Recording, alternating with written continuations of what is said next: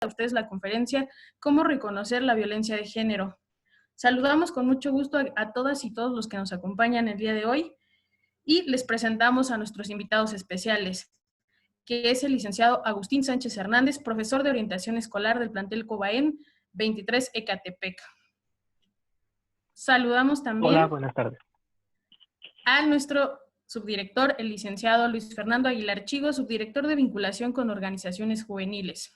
Buenas tardes. Saludamos a la licenciada Mónica Treviño Álvarez, quien es nuestra conferencista el día de hoy y nos acompaña de la Red Nacional de Juventudes Diversas. Buenas tardes. Hola, Moni. Bueno, vamos a continuar con el orden del día y procedemos a darle el uso de la palabra al licenciado Agustín Sánchez, quien nos dará unas palabras de bienvenida para todas y cada una de ustedes. Hola, buenas tardes. Agradezco la invitación y la participación de todo corazón a todos los organizadores del IME por esta intervención dentro de lo que es el Cobaen.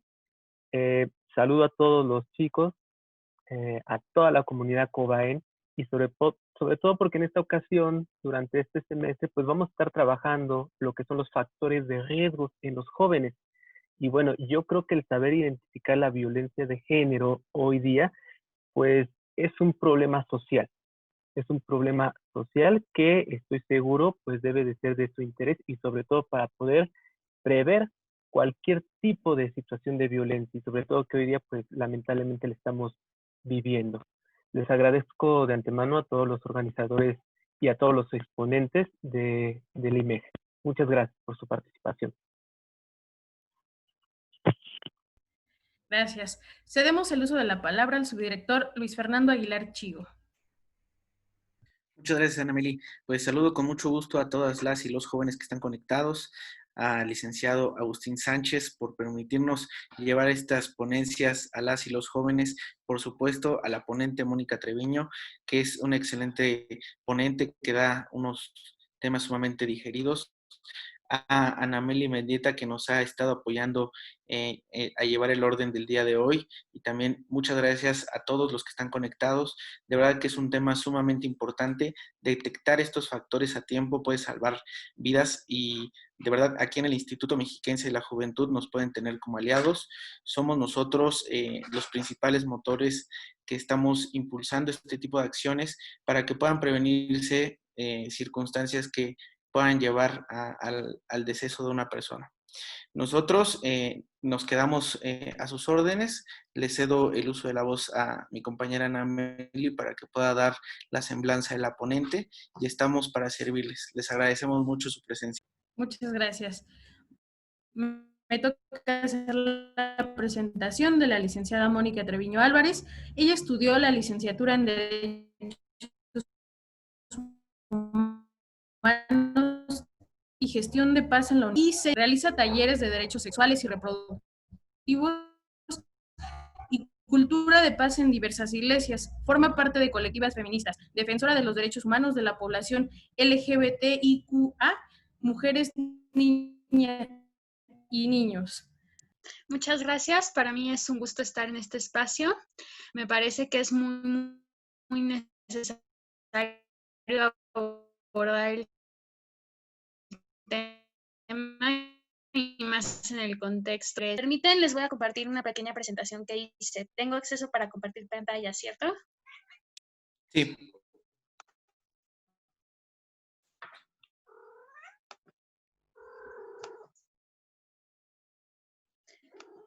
¿Sí la ven? Sí, la vemos bien. Excelente. Bueno, pues un poco voy a explicarles cómo surge el término violencia de género en el contexto mexicano.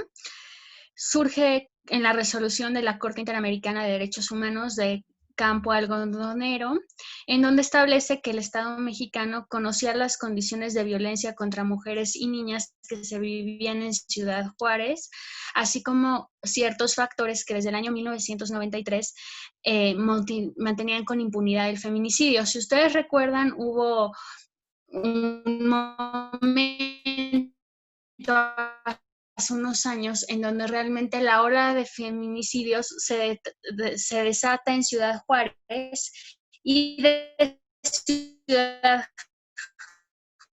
Juárez se acrecenta en todo el país. Bueno, sin embargo, las feministas, porque no estaban solas y porque no se tenían mecanismos apropiados para pues garantizar una vida libre de violencia para las mujeres.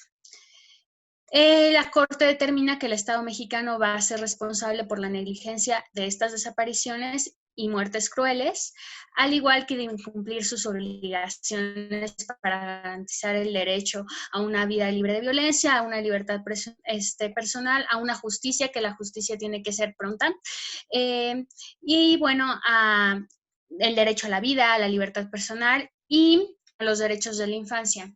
Entonces, por todo esto, esta resolución de Campo Algodonero no solamente es importante en materia mexicana, sino en todo el contexto latinoamericano, porque va a dar un antecedente para realmente abordar con perspectiva de género los casos no solamente de feminicidio, sino de acoso, de desaparición forzada, de desapariciones. Entonces, es bien importante tener en claro que desde este día para los derechos de las mujeres y las niñas en el país y en el contexto latinoamericano. Bueno, México, como bien sabemos, es un país machista, que vivimos en una cultura patriarcal. Ahora, parte de esto se relaciona con el acoso. Una de las principales violencias que las mujeres y las niñas enfrentan en su vida diaria es el acoso. Por acoso estamos hablando de miradas lascivas que podemos recibir en el transporte público, tocamientos inapropiados,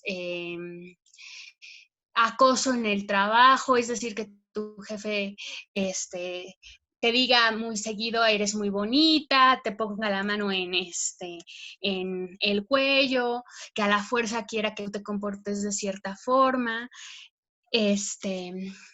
Y bueno, se relacionan con el acoso público, con el espacio público, y hacen sentir a la mujer en una situación de incomodidad e indefensión.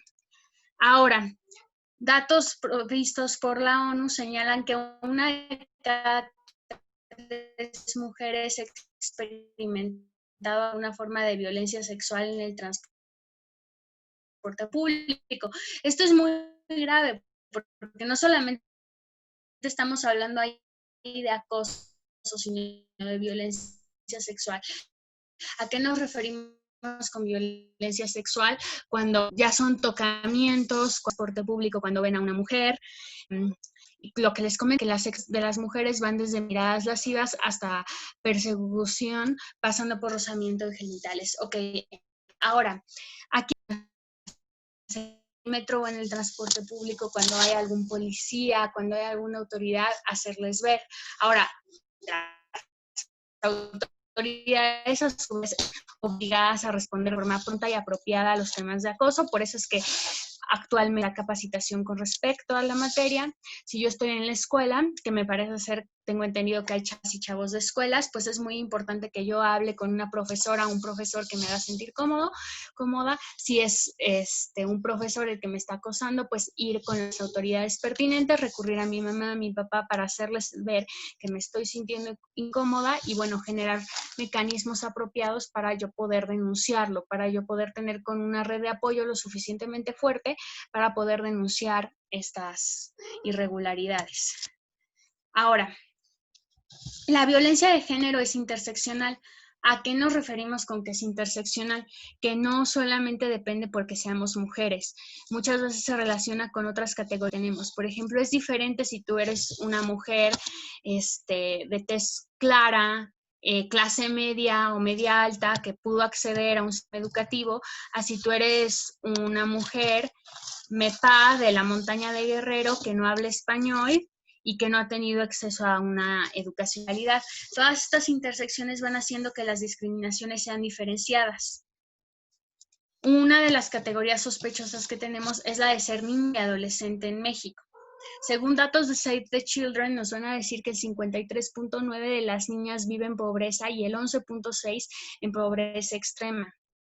El 62.3 no va a tener acceso a seguridad social y el 7.5 de las niñas en el país no asiste a la escuela. Esto es sumamente grave porque finalmente no estamos cumpliendo con uno de los derechos básicos de la infancia, que es el derecho a una educación. Ahora, esto es aún más grave si nos basamos en la proporción de mujeres indígenas de 15 a 17 años, pues las que no cursan educación superior son un 38.3%, mientras que las mujeres indígenas que no asisten a la escuela es de 29.9%. Esto es a lo que yo me refiero un poco con interseccionalidad.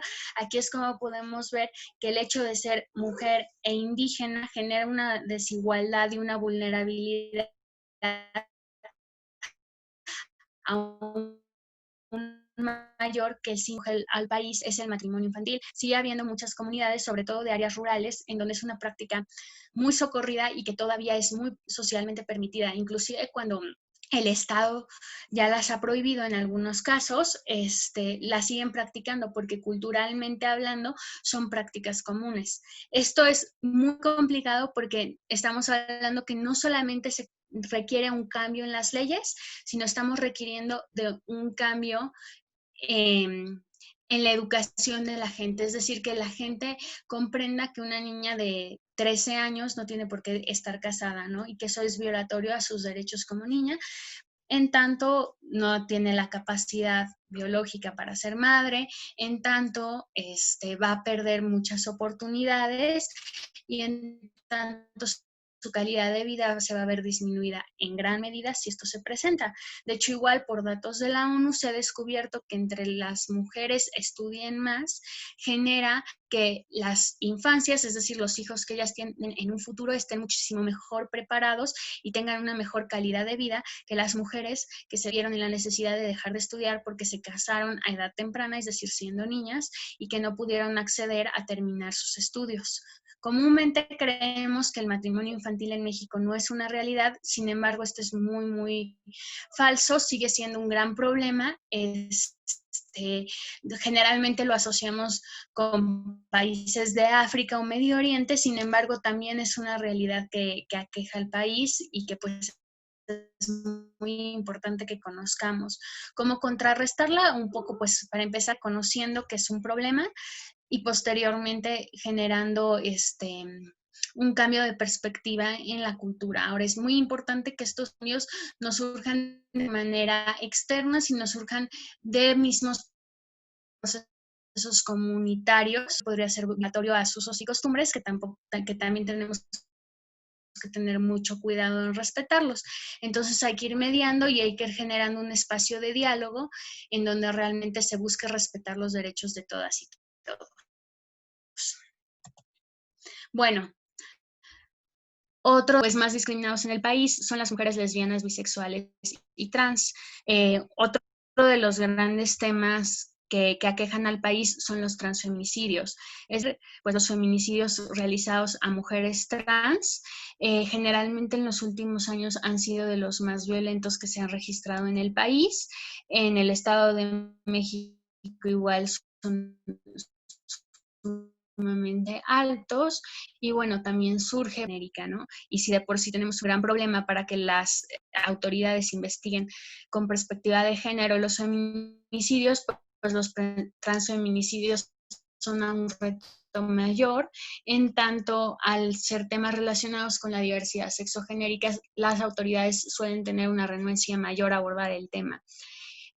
Bueno, también se enfrentan a expulsión de espacios familiares, y si no, por lo menos a discriminación familiar, es decir, rechazo por padres, por madres, abuelos, hermanos, hermanas, discriminación laboral. Muchas veces trans acceda a un trabajo porque para empezar no llegan a tener una educación de calidad, generalmente se quedan en los niveles medios, si no es que inferiores de educación, lo que genera que pues un trabajo y una calidad de vida pues sea aún más complicado, ¿no? Muchas de ellas se ven forzadas a recurrir al trabajo sexual. También hay las que tienen la oportunidad de estudiar y bueno, conseguir un trabajo es un reto aún mayor. De hecho, compartirles que hay un caso en el que una mujer trans perdió jubilación porque pues cambia su sexo ya siendo una adulta mayor, entonces como toda su vida trabajó siendo un varón, el Estado argumentó que no le podía pagar jubilación porque ese trabajo no lo hubiera podido realizar una mujer. Entonces así es como ella acaba perdiendo su derecho a jubilación y bueno, ahí vemos cómo hay grandes retos para esta población que genera una situación de mucho mayor vulnerabilidad. En el caso de las mujeres lesbianas y bisexuales, bueno, una realidad son las violaciones correctivas, en donde se pretende cambiar una orientación sexual por medio de una violencia sexual. Esto evidentemente es algo sumamente grave y muy invisibilizado. Generalmente no se habla mucho del tema. Lo que genera pues riesgos aún mayores, porque finalmente lo que no se nombra no existe. Crímenes de odio, que es exactamente pues asesinar a mujeres lesbianas, bisexuales o trans por el simple hecho de profesar orientaciones sexuales diferentes a la heterosexual. La violencia de pareja, los índices más altos de violencia de pareja están en las mujeres bisexuales. Entonces generalmente se asume que la bisexualidad no es una orientación sexual válida. Se asume que cuando tú estás con una pareja hombre eres heterosexual y cuando tú estás con una pareja mujer eres lesbiana y generalmente tu pareja en turno te cela muchísimo, lo que genera un aumento en las tasas de violencia en el noviazgo y en el matrimonio, si es el caso. Entonces eso también es un tema que generalmente no se aborda desde el ser mujer bisexual y bueno, también es muy importante empezar a generar campañas, empezar a generar concientización con respecto al tema. Violencia ginecológica, generalmente las mujeres bisexuales y lesbianas, sobre todo las lesbianas, no acceden a una revisión ginecológica a tiempo, lo que les ocasiona pues de cáncer y otros problemas, en tanto deciden no revisarse porque no hay un sistema de salud sensibilizado al tema de la diversidad sexual y ellas sienten muy incómodo las visitas al ginecólogo. Bueno, poco o nulo acceso a los métodos de protección, generalmente tanto en las clínicas como en la educación a nivel secundaria y preparatoria se ignora el tema de diversidad sexogenérica, lo que genera que pues las relaciones de noviazgo entre dos mujeres sean un gran problema, porque finalmente también hay riesgos de enfermedades de transmisión sexual que suelen ser muy desconocidos para la población, para las chicas que quieren tener relaciones sexuales con otra chica, lo que genera pues que los retos a la salud sean bastante graves.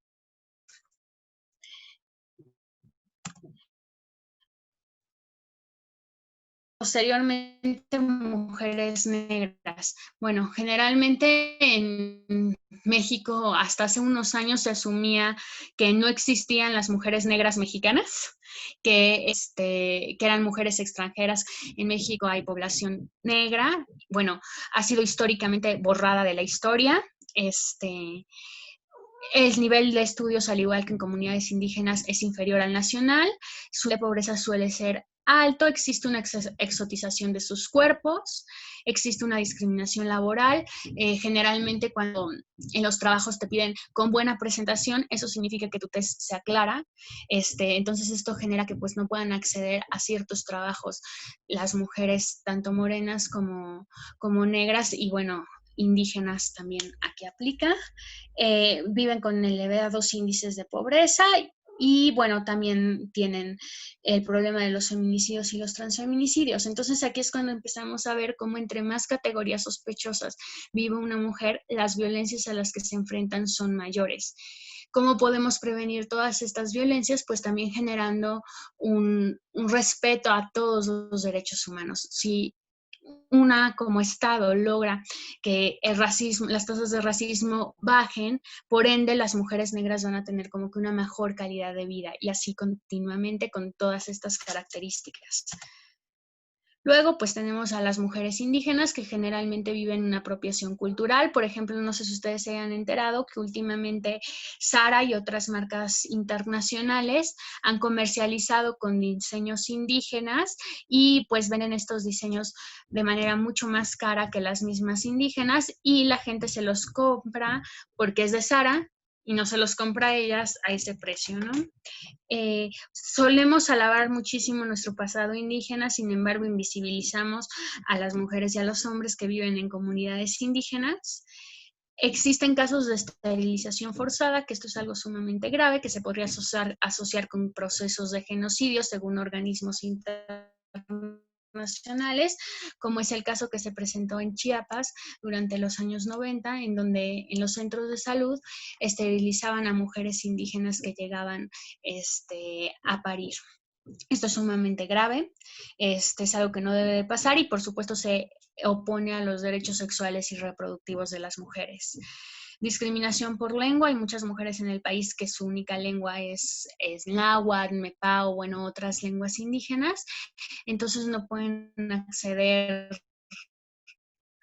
a hacer salud, de comunicación. Entonces, igual es algo sumamente grave que se asuma que en el país la única lengua oficial, o bueno, la única lengua es el español, si bien es cierto no es nuestra lengua oficial, pero pues en todo el país vemos como lo que se habla es el español, genera que todas estas mujeres pues vivan en una situación de vulnerabilidad aún mayor. Generalmente los hombres de las comunidades indígenas suelen aprender español, las mujeres son las que no lo aprenden. Sobre todo estamos hablando aquí en comunidades indígenas que son más aisladas, como es el caso, por ejemplo, de la montaña de Guerrero, en donde hay algunas comunidades indígenas que están a 8 horas del pueblo más cercano. Entonces, estamos hablando de que su comunicación es muy, muy grande, pero de todas formas, cuando las mujeres por algo tienen que bajar a los pueblos, pues se enfrentan a retos de comunicación muy grandes. Bueno, otra vez los derechos sexuales y reproductivos siguen siendo un reto para todas las mujeres. Racismo, al igual que las mujeres negras, otro grupo racializado es el de las mujeres indígenas y bueno, también son víctimas de feminicidios y transfeminicidios en sus contextos. No obstante de ello, quedan aún más invisibilizadas porque sus vidas suelen valer menos para los medios de comunicación que las vidas de las mujeres blancas, lo que es muy, muy grave.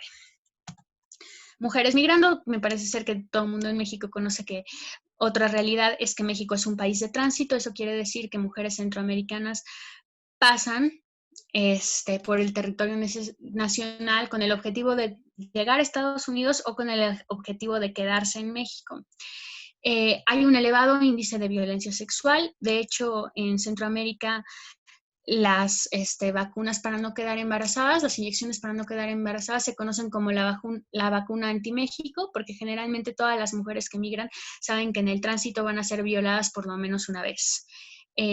Bueno, se enfrentan también a la trata de personas, tanto para comercio sexual como para comercio en el campo. Hay estigmatización por parte de las y los mexicanos, es decir, se asume que son mujeres flojas o que migraron simplemente porque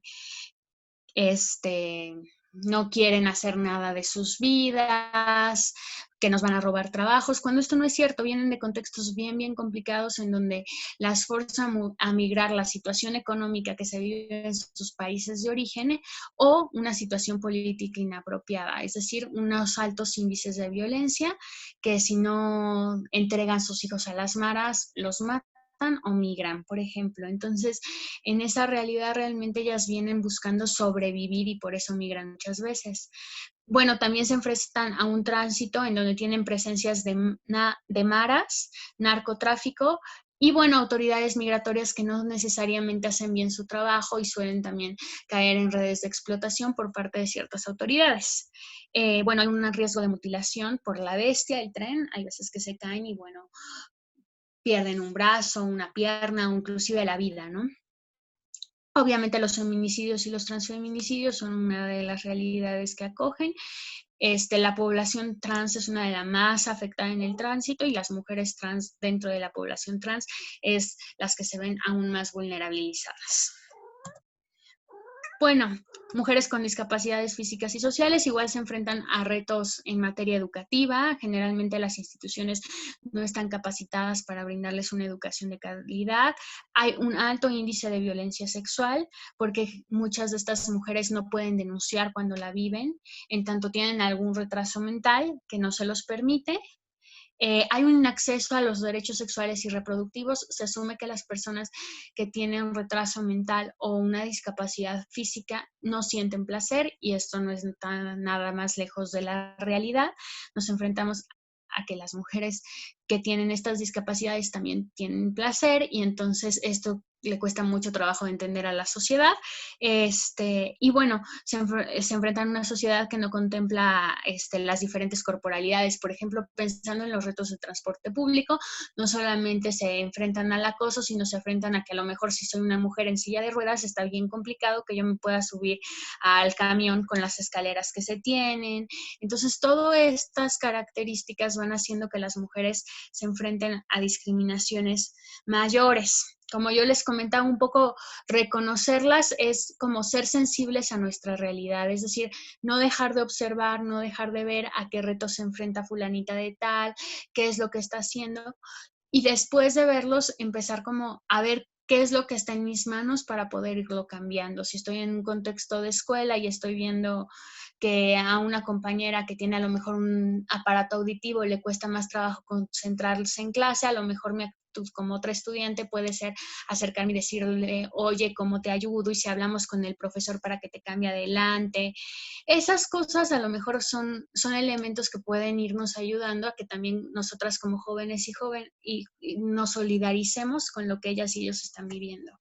No sé si tengan alguna pregunta.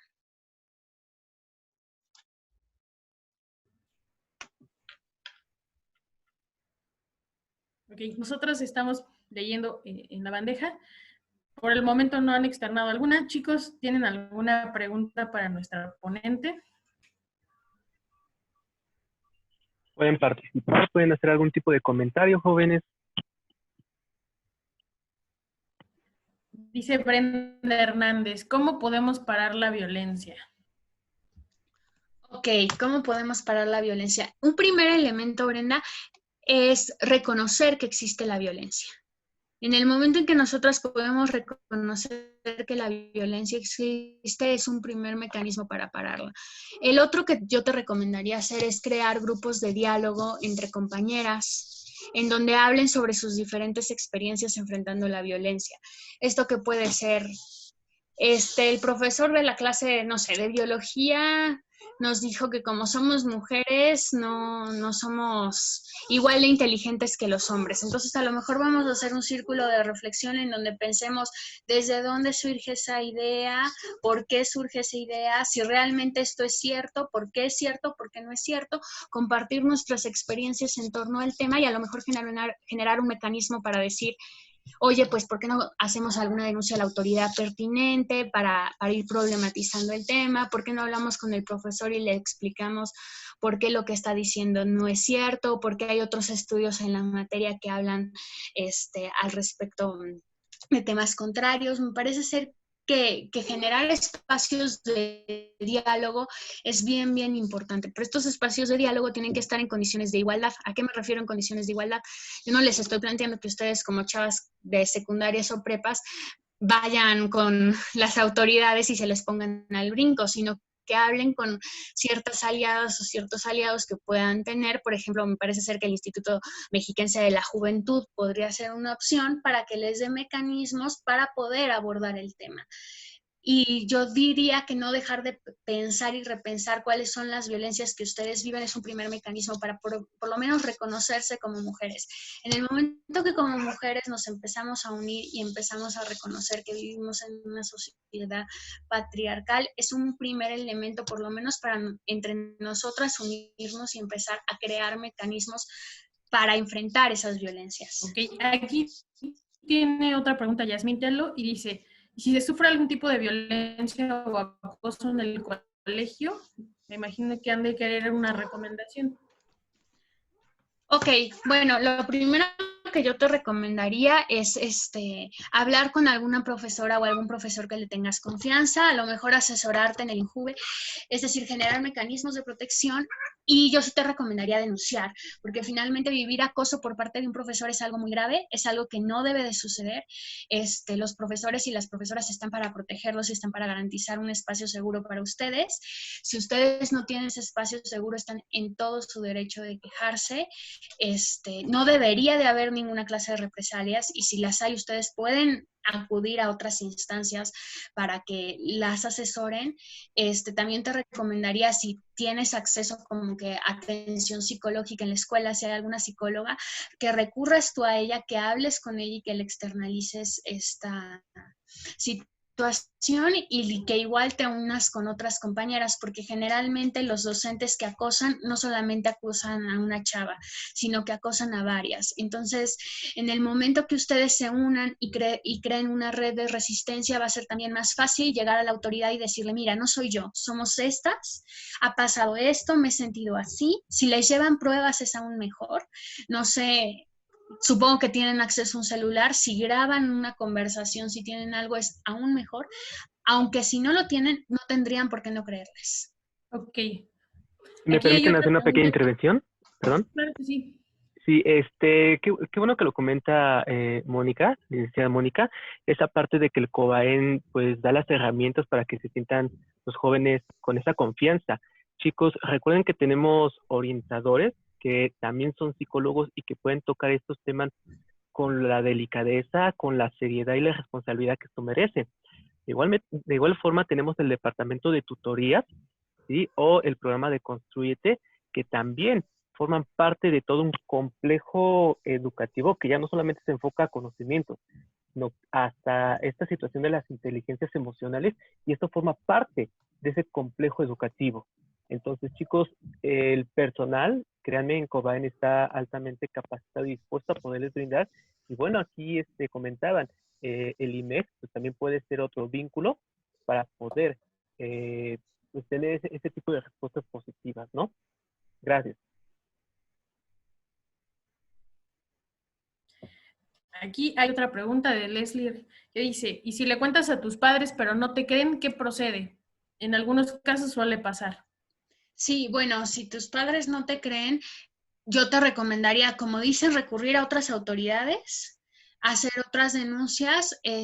Tristemente vivimos en una sociedad patriarcal en donde muchas veces los papás van a desconfiar de nuestros testimonios. Me parece ser que te puedes asesorar igual con estos medios y no dejar de acercarte a personas que sí que puedan creer, ¿no? Es decir, yo ahí te recomendaría generar una red de apoyo en la escuela, generar una red de apoyo con otras autoridades del Estado mexicano que te permitan denunciar. Yo les insisto, chicas, organícense dentro de las escuelas. Generalmente, si una lo está viviendo más de una.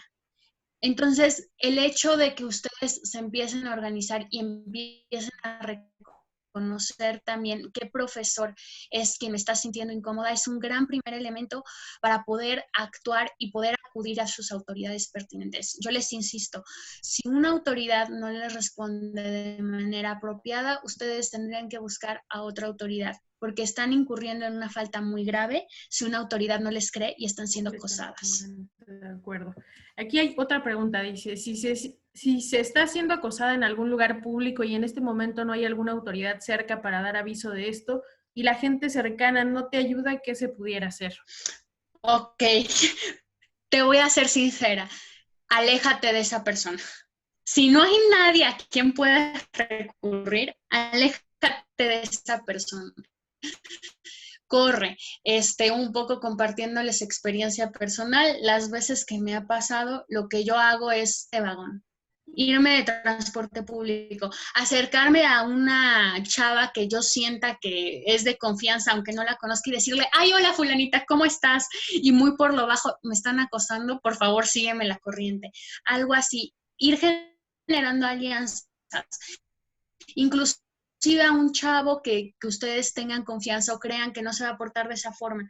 De hecho, compartirles que así es como muchas chavas se han salvado. Hubo una experiencia de un testimonio de una chava en Metro Tasqueña, en Ciudad de México, que en las noches se pone horrible. Estaba saliendo del trabajo.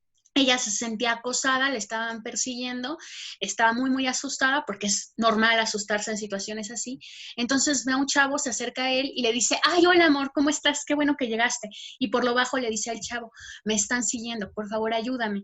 El chavo responde de una forma apropiada, por eso es bueno también que como varones nos empecemos a sensibilizar a estos temas para saber actuar y saber proteger a las mujeres cuando lo necesiten.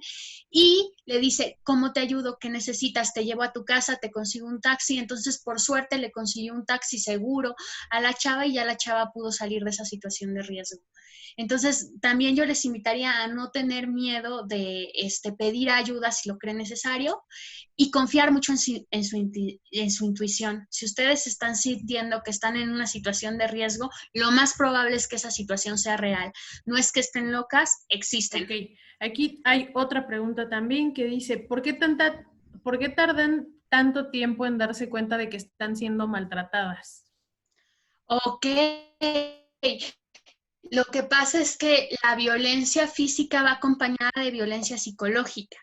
Esto quiere decir que generalmente las parejas sexuales o afectivas le hacen creer a la mujer que no vale, que es una tonta, y estas mentiras que se repiten 1000 veces, te las acabas creyendo. Entonces, eso genera para las mujeres mucho más difícil salir de esas situaciones. ¿Por qué? Porque el éxito en estas agresiones es que la víctima, quien enfrenta estas violencias, se considera indigna, se considera ya como alguien inapropiada para ser tratada con igualdad. Entonces esto genera que ella misma justifique las violencias. A lo mejor para ti, para mí, que no somos víctimas de violencia, se nos hace absurdo, pero en este esquema de violencias es bien, bien complicado. Por eso las mujeres víctimas de violencia necesitan espacios integrales en donde no solamente se les dé acompañamiento legal, sino acompañamiento psicológico. Y también requiere de nosotras que estamos acompañando estos procesos ser muy pacientes, porque probablemente quieran regresar con el agresor no una, sino 5 veces.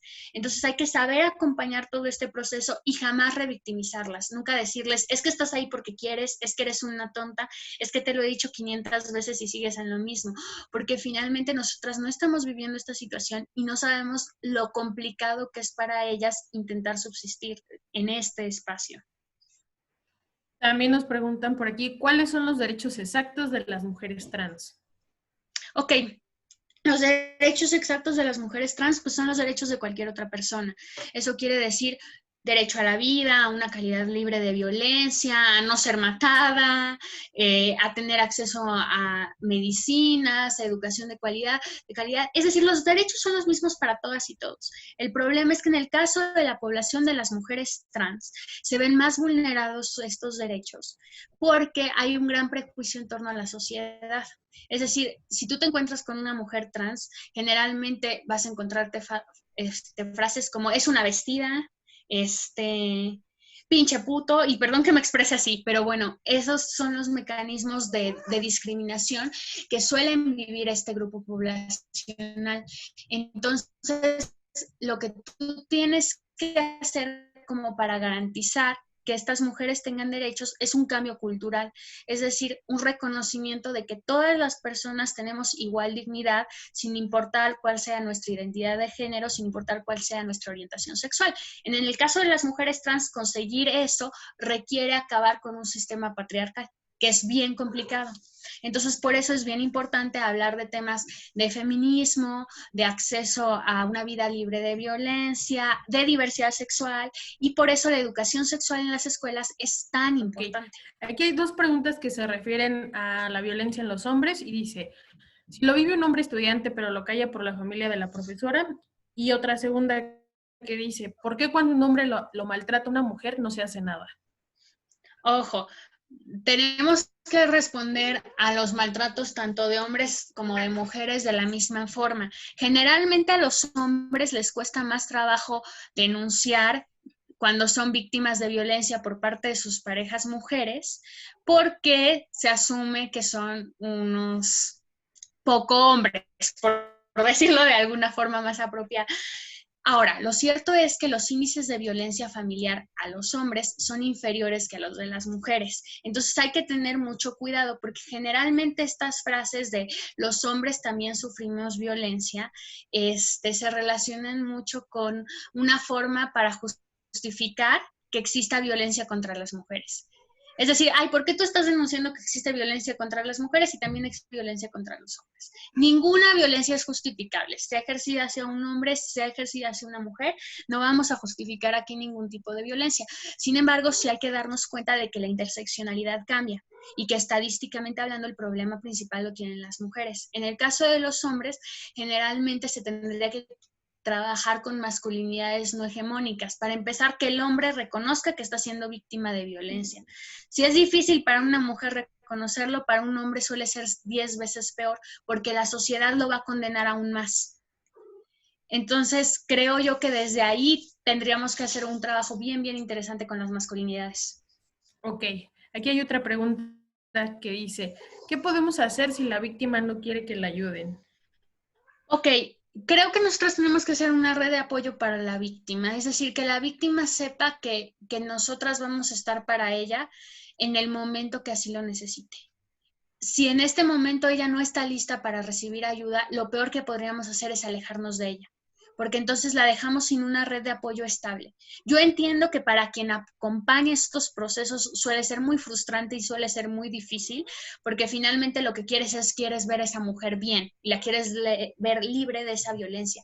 Sin embargo, parte de nuestra labor como acompañantes o como amigas debería de ser darnos cuenta de sus procesos y de sus propios retos en el momento del actuar. Entonces, el hecho de que ella sepa que tú vas a ser un referente, de que si te habla están en el hospital, tú vas a responder y vas a estar con ella, es un primer momento para garantizar una red de apoyo segura, y está comprobado que entre más segura y más extensas sean sus redes de apoyos, es más fácil que ellas decidan desprenderse de la situación violenta que están enfrentando.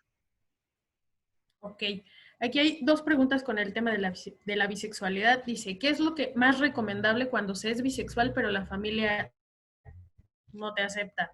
Y la otra es, ¿por qué es difícil tener una comunicación con las personas bisexuales? ¿Por qué se les violenta?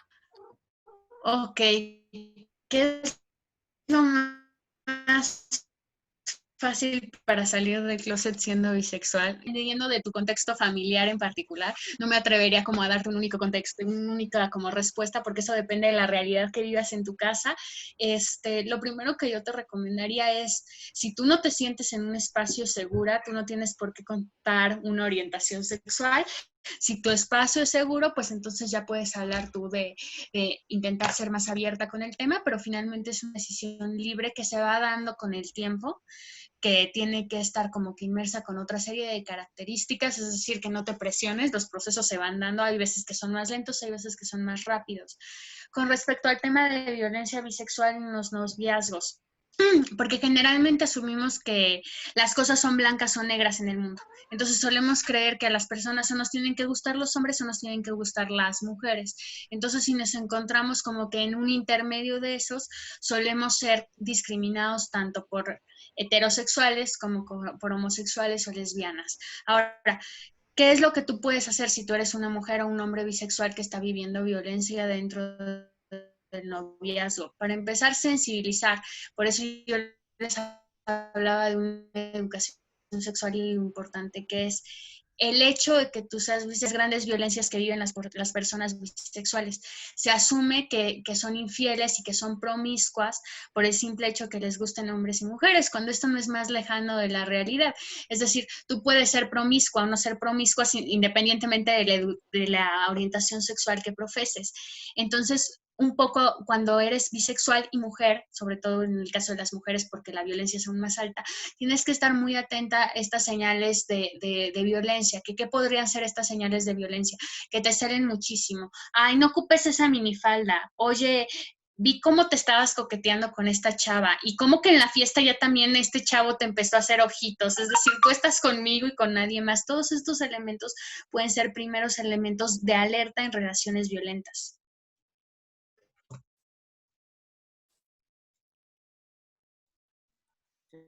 Tienes el micrófono Ya vi. apagado. Hay una pregunta que se me hace importante abordar y dice, ¿es posible que existan casos de acoso en la familia? Ok, sí, esa es una pregunta muy importante. Por supuesto que sí, chicas, chicos. Existen casos de acoso en la familia. De hecho, tristemente, en México, las niñas y adolescentes que sufren violencia sexual, generalmente un alto índice es por papás, por primos, por tíos o por otros familiares cercanos. Es algo muy real, es un problema que acoge todo México. Si tú estás siendo víctima de violencia sexual o de otra clase de violencia con algún familiar, te suplico acudas a las autoridades pertinentes, es decir, acércate al Instituto de la Juventud, acércate a la policía, acércate a una instancia pública, inclusive un profesor o profesora de la escuela a la que tengas confianza. Si tú conoces a alguien que esté viviendo algo similar, igual apóyala, es una penosa realidad del país. Muchísimas gracias. Hemos tenido muchas preguntas, sin embargo, también el tiempo ya nos presiona un poquito. Queremos agradecerte, Moni, por toda la información que nos has brindado. Y bueno, quiero agradecer aquí a nuestro subdirector y al licenciado Agustín Sánchez, quienes nos acompañaron en toda la conferencia y también tienen un mensaje para dar ya un cierre a la conferencia. Le cedo la palabra a usted, licenciado Agustín. Bueno, muchas gracias a la licenciada Mónica por esta intervención que despejó una gran cantidad de dudas a los chicos, estuvieron muy participativos y que estoy seguro se llevan algo muy valioso con todo lo que usted les dijo. Hay muchas otras preguntas y que incluso hasta yo como profesor de estos mismos jóvenes que no se leyeron durante este tiempo, pues me dejan sorprendido, pero sobre todo me dejan esa tarea de que debo de apoyarlos, de que como parte del COBAEN tenemos que brindarle el apoyo a estos chicos en orientación, en canalizaciones, qué sé yo, de muchas formas, ¿no? Y bueno, agradezco también al licenciado Luis Fernando, a Anameli por la invitación a la licenciada Mónica. Repito, me pareció increíble, me pareció muy buena la intervención de la licenciada y espero que no sea la primera vez que nos apoyen con este tipo de temas. Gracias. Gracias. Cedemos el uso del uso de la palabra a nuestro subdirector. Muchas gracias por permitir que el Instituto Mexiquense de la Juventud, a través de las diferentes asociaciones civiles, de las diferentes ponentes que se dedican a hacer labor altruista para seguir haciendo luchas sociales y seguir avanzando en pie de lucha. Agradecemos de verdad a todos los estudiantes, al licenciado Agustín Sánchez por también brindar este tipo de espacios a sus alumnos.